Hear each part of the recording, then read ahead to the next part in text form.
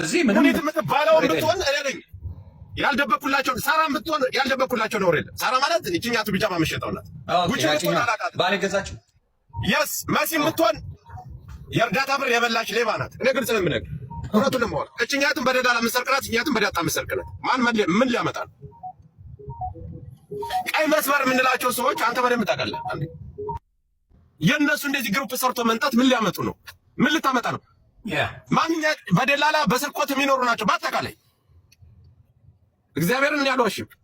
ግን እኔ አንድ የምናደድበትን ይሆን አእምሮዬ ትክክል አይደለም በዚህ 3 ቀን። ለምን ካልከኝ የሰውን ሀቅ እኔ በልቻለሁ። የሰውን ሀቅ በልቻለሁ ስለ ገንዘብ ወስጄ አይደለም። በራሴ ላይ አሁን ሲደርስብኝ ነው ያወቅሁት። ሰዎች ተበድለው ሲመጡ እያወቅሁ ሸፍኛ አስበልቻለሁ። እቺ ሀቅ አለችብኝ። እኔ በሚሊዮን በልተዋቸው አይደለም ብዬ የቀርኩበት ቀን ስላለኝ በቃ እውነትን ዘርግፌ እውነትን ተናግሬ ነው የምሞተው። ለምን በልተው ጠጥተው በሚሊዮን በልተው አልበሉም ብዬ የቀርኩበት ቀን ያቺ ቀን የምስኪኖች እንባ እኔን እዚህ ላይ ጥሎኛል።